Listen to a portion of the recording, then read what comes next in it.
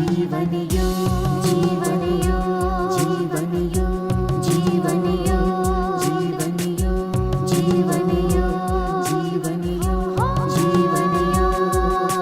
धर्म अर्थ और काम मोक्ष का राजमार्ग है योग। धर्म अर्थ और काम मोक्ष का राजमार्ग है योग।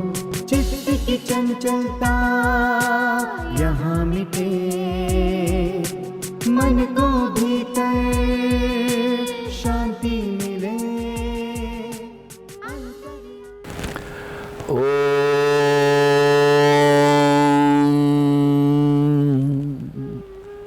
सहना भवतु सहनौ भुनक्तु सह वीर्यं करवावहै तेजस्विना वधीतमस्तु मा विद्विषावहै। ओम शांति शांति शांति। हरि ओम श्री गुरुभ्यो नमः। हरि ओम। गुरु भगवान श्री स्वामी शिवानंद जी महाराज को प्रणाम। परमात्मा के प्रत्यक्ष स्वरूप गुरुदेव श्री स्वामी चिदानंद जी महाराज को प्रणाम। भगवान भाष्यकार को प्रणाम। महर्षि पतंजलि जी को प्रणाम। भगवान वेदव्यास जी को प्रणाम। तमाम संतों को, गुरुजनों को, अरिहंतों को, भगवंतों को और आप सबके हृदय में विराजित परमात्मा को प्रणाम।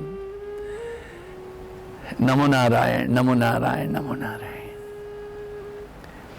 पिछले 2 दिन के जो हमारे चिंतन रहे, उन चिंतन के पुनः हमारे मन की जो स्थिति है उसको थोड़ा विश्लेषण हम कल कर रहे थे।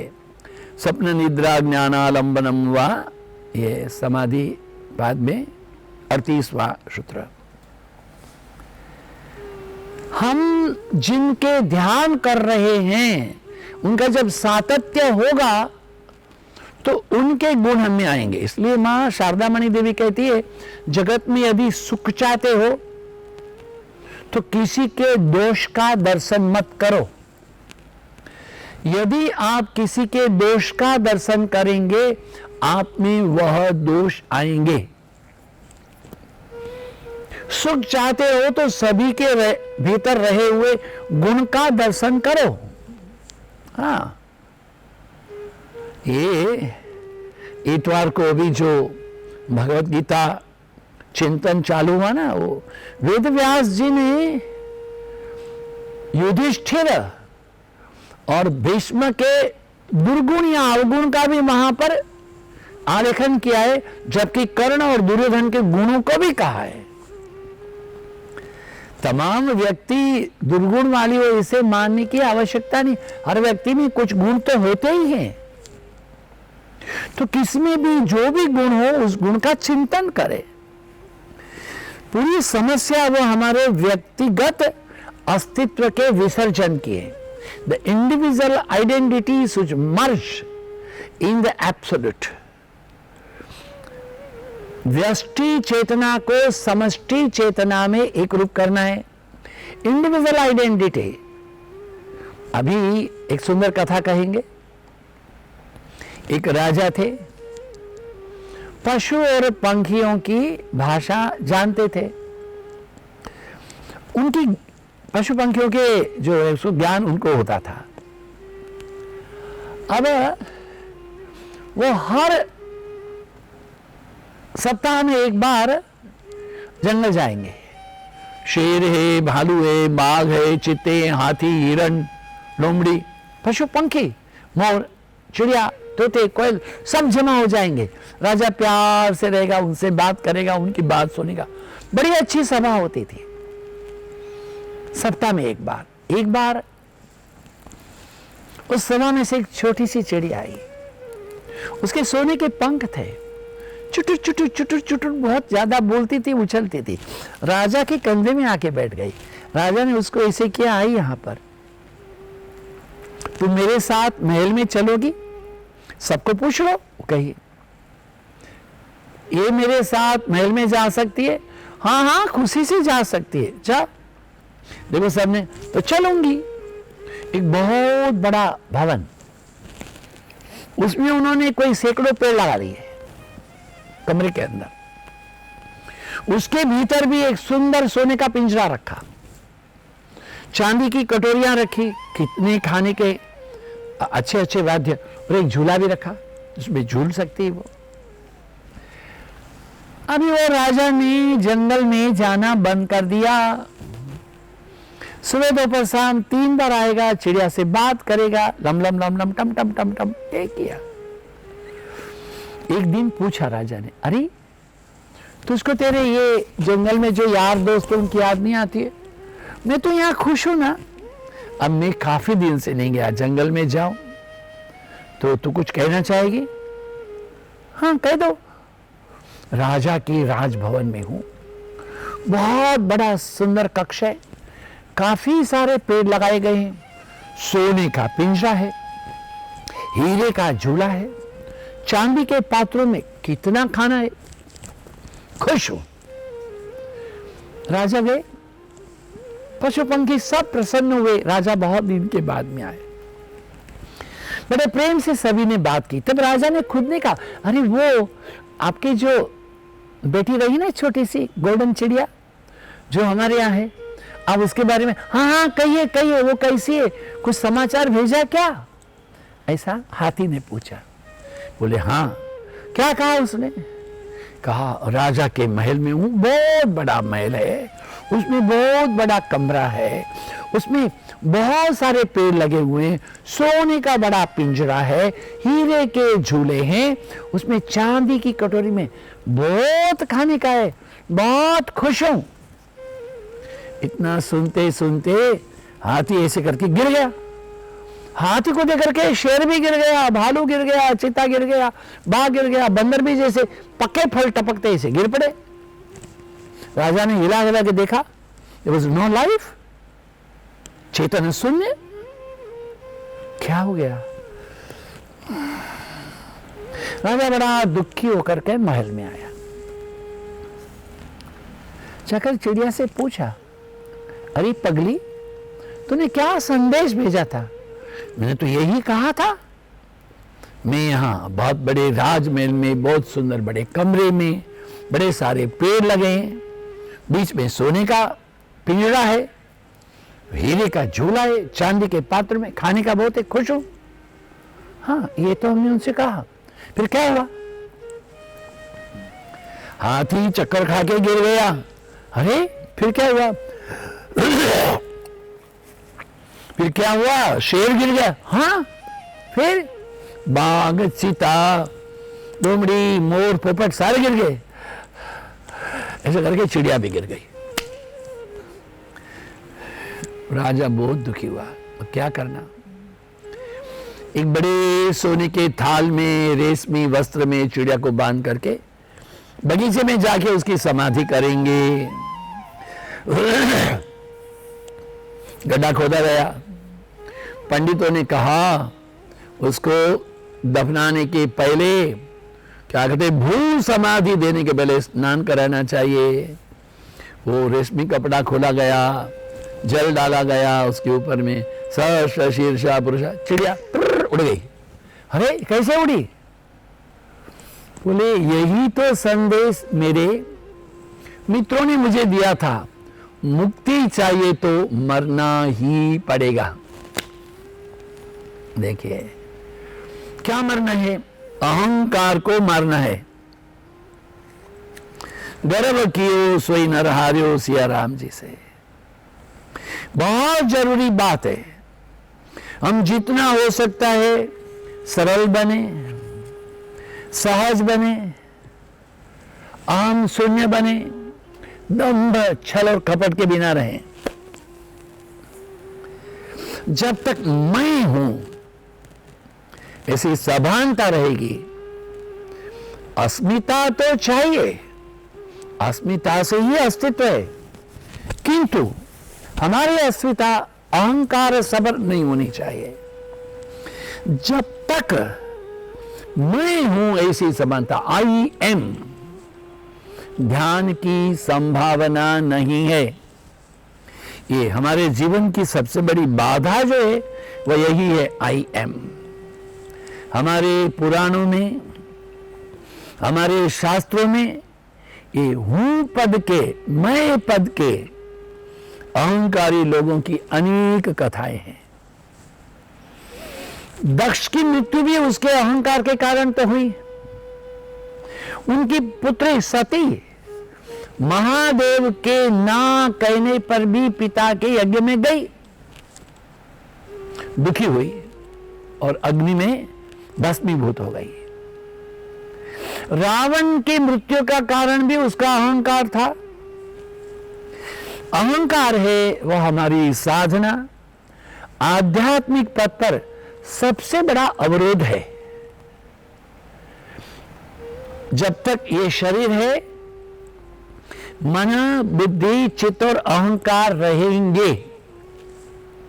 हम 3-4 दिन के पहले आपसे कह चुके हैं हमारा अहंकार कैसा हो।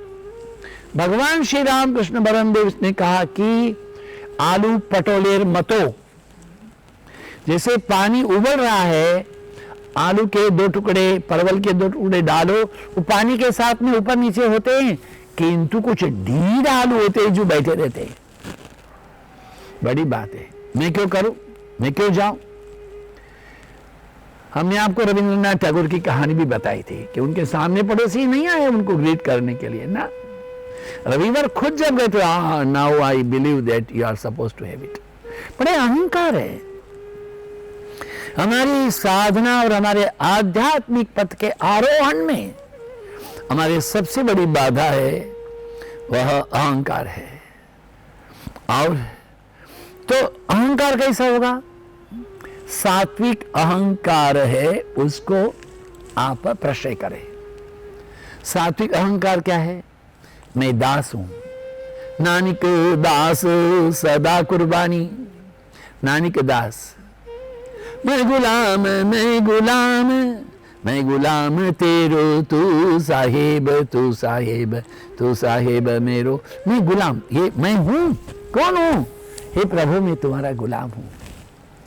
मने चाकर राखो जी, मैं चाकर। अहंकार है, क्या है? आपके दास का, आपके सेवक का, आपके चरणों का किंकर का।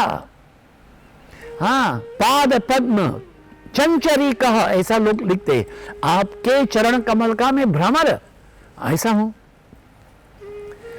जो लोग ऐसे मन में भावना के साथ में अध्यात्म पथ में विचरण करते हैं, उन लोगों ने प्रभु की प्राप्ति की है। प्रभु चिरवरण करो, क्या चिर है हमारे? ये काम, क्रोध, लोभ, मोह, मद, मत्सर, ईर्ष्या, असूया, दंभ, छल, कपट, इनको हम नहीं छोड़ पाते, पकड़ के रखते हैं।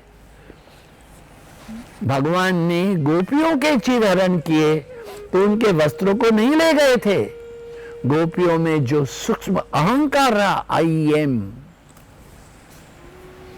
रास पंचाध्यायी में आता है ना, भगवान श्री कृष्ण की बंसी बजी, गोपियां सारा काम छोड़ के चली गई। प्रभु ने कहा, इतनी रात में क्यों आए? तुम बंसी जो बजाते हो, अरे तुम्हारे पति हैं, तुम्हारे संतान है, तुम्हारी गाय है, तुम्हारे माता पिता हैं, सास सेवा करो। खाना, ये सब तो हैं, किंतु हृदय और प्राण तो तुम ही हो। या तो बंसी ना बजाया करो, और बुलाते हो तो हम अपने आपे में नहीं रहते हैं। चलो आओ, यमुना के पुलीन में जाकर, कदम्ब की छाया में जाकर के बंसी बजाते हैं। कृष्ण ने बंसी बजाई, वहां रास हुआ है। रास हुआ, एक गोपी एक कृष्ण, एक गोपी एक कृष्ण। कृष्ण बंसी भी बजा रहे, नर्तन भी कर रहे हैं। उस समय गोपियों के मन में अहंकार हो गया। ना तो बोल रहा है नटखट, हमारे साथ में बिना नाचे उसका तो खुशी होती नहीं है। सूक्ष्म अहंकार होने से भगवान श्री कृष्ण राधा जी के साथ में उस रास से अंतर्ध्यान हो गए। अब जो गोपियां हैं वो देख रही है क्या हो गया, क्या हो गया। एक गोपी कन्या बनी, एक पूतना बनी, एक गोपी और कन्या बन गई, कोई अघासुर, कोई बकासुर, कोई धेनुकासुर, कोई केशी, ऐसे हुआ। कृष्ण के चरित्र को चरितार्थ नाट्य भाव में करती रही, फिर आक्रंद करती है। जयति तेधिकम जन्मना व्रज शयत इंदिरा शाश्वत रही। हे कृष्ण, जब से आप वैकुंठ छोड़ करके हमारे ब्रज में आए हो, भगवती जगन्माता महालक्ष्मी का भी यही वास हुआ है। तव कथामृतम तप्त जीवनम कवि विरीडितम कल्मशापम श्रवण मंगलम श्रीमदादतम विगृणन्ति ते भूरिदा जना। गोपिका गीत में कहा तव कथामृतम, आपकी कथा अमृत के समान है। तप्त जीवनम, दुखी लोगों के लिए वो जीवन का आधार है।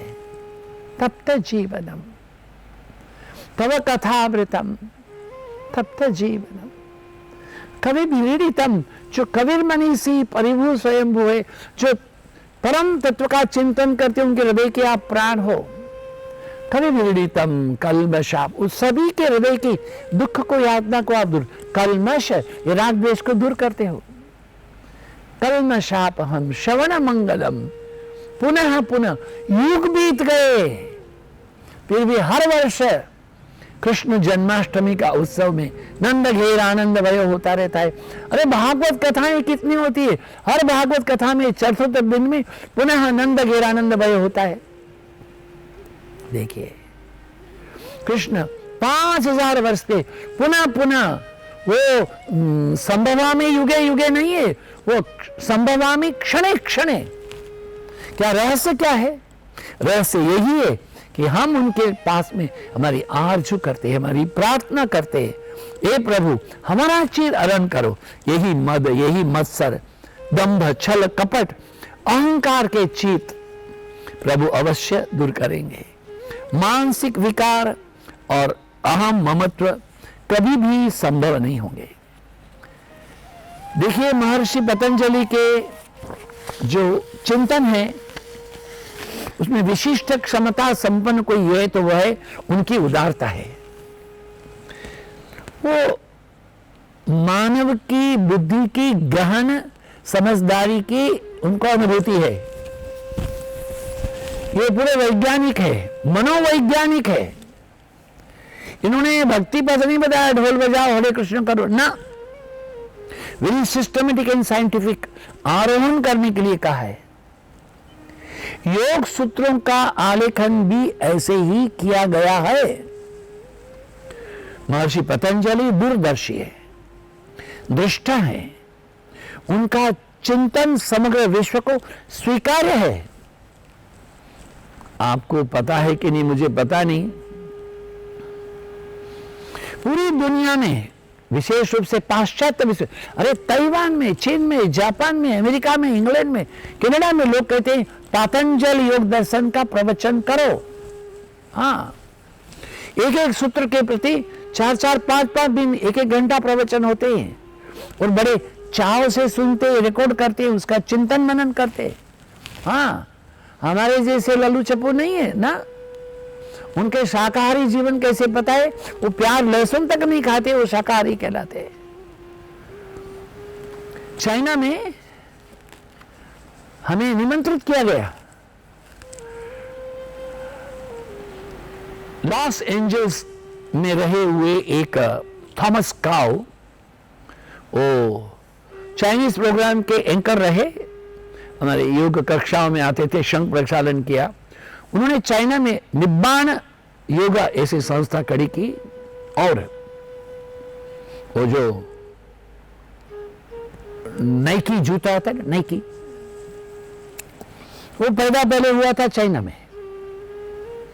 और चाइना में जब ओलंपिक हुआ उसके पहले हमको बुलाए, आइए स्वामी जी, हमारे खिलाड़ी जब थोड़ा हार जाते हैं तो डिप्रेस हो जाते हैं, डिप्रेस नहीं होना चाहिए, हम आपको अच्छे से रखेंगे। उनका रखोगे कहां?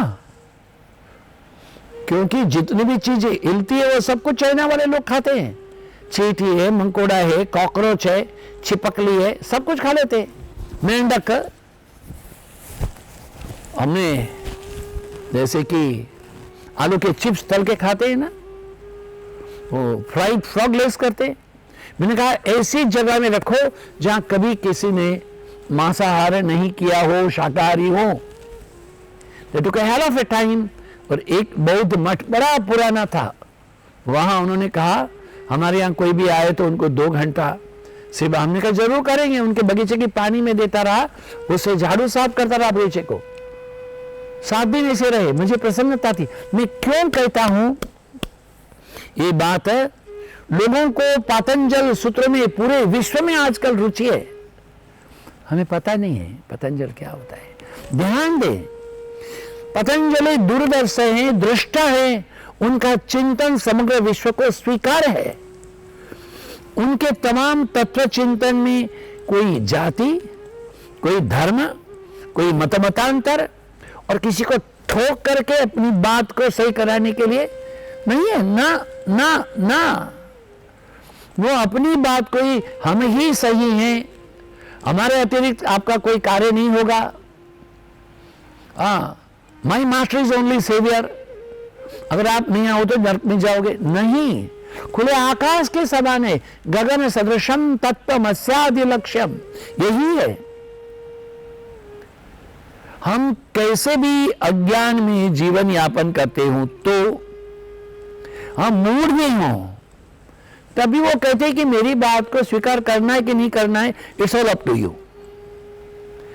क्योंकि तुंडे तुंडे मतिर्भिन्ना, ये 5 उंगलियां तो समान तो नहीं होती ना। कोई नहीं महाराज जी एक अंगूठा है, अरे प्यारे फिर भी 5 है, उनके समान नहीं। एक माता के 5 बच्चे भी समान वृत्ति वाले नहीं होते। कोई तिलक लगाए, कोई छाप लगाए, कोई खड़ा तिलक, कोई आड़ा तिलक। यूं करने से हम रामानंदी है, यूं करने से हम शैव हैं, नहीं। पतंजलि क्या कहती, तुम तिलक लगाओ कि ना लगाओ, शिखा रखो कि ना रखो, उत्कर्ष और अभ्युदय आपका वही होगा। पतंजलि के स्पष्ट मत है कि तमाम देव देवियों में आपकी आस्था, आपकी श्रद्धा, आपका विश्वास, ये तिलक त्रिपुंड उचित है, किंतु इनको आप यंत्रवत ना करो। पूरी प्रामाणिकता होनी चाहिए। Be true to thy own self, प्रामाणिकता होनी चाहिए। आपके गुरु, जितने गुरु हैं उनके मत अलग अलग हो सकते हैं, नथिंग रॉन्ग इन दैट। फिर भी हर गुरु में जो ज्ञान है उसमें आपकी श्रद्धा रखो। कल हम यहां से कोई 1.25 घंटे की ड्राइव में विसनगर के ऊपर कोई गांव में गए। 1 लाख लोग उपस्थित थे। बहुत बड़े महात्मा, जो 12 वर्ष की उम्र में उनको गद्दी में बैठाया गया था और 103 वर्ष की उम्र में उनका महासमाधि और महाप्रयाण हुआ। वो जो ये रवारी लोग होते हैं ना, जिनके गाय होती हैं, भैंसे होते हैं, बड़ी बड़ी जमीन होती है, तो इन लोगों के गुरु रहे। ओह, 1 लाख लोग, 6000 से अधिक तो संत थे। हमसे बहुत प्यार था उन महात्माओं का। वो कुछ भी प्रवचन कभी नहीं किया, हाथ में बस माला लेकर के जपते ही रहते थे। वहां लोगों ने जो बोला, किसने कहा मैं 2 करोड़ देता हूं, मैंने 1 करोड़ देता हूं। देश विदेश से आए हुए तमाम ये चरवाहे लोग, भरवाड़ लोग, कृष्ण के यादव लोग हैं, इतना पैसा बरसा, क्या रहस्य है? आमी तोमार तुम्ही आमार। वो सब दिन रात उन्होंने माला पकड़ करके जप ही करते रहे। पतंजलि कहते हैं इतनी उदारता से, कीप इट अप, आप इसी में बने रहें, कोई चिंता नहीं। दूसरों को पसंद हो कि ना हो, अपने इष्ट, अपने गुरु, अपने मंत्र, अपनी साधना में लगे रहो, लगे रहो, लगे रहो। एक नई चेतना, नया प्राण, नई ऊर्जा और नया आलोक आपके भीतर में प्रकाश हो जाएगा। ओम पूर्णमदः पूर्णमिदं पूर्णात् पूर्णमुदच्यते पूर्णस्य पूर्णमादाय पूर्णमेवावशिष्यते। ओम शांति शांति शांति। हरि ओम श्री गुरुभ्यो नमः। हरि ओम। आप सबकी उपस्थिति के लिए धन्यवाद। आप सबके समय दान के लिए धन्यवाद। आप सबके हृदय में विराजित परमात्मा को प्रणाम। नमो नारायण, नमो नारायण, नमो नारायण। ओम शांति।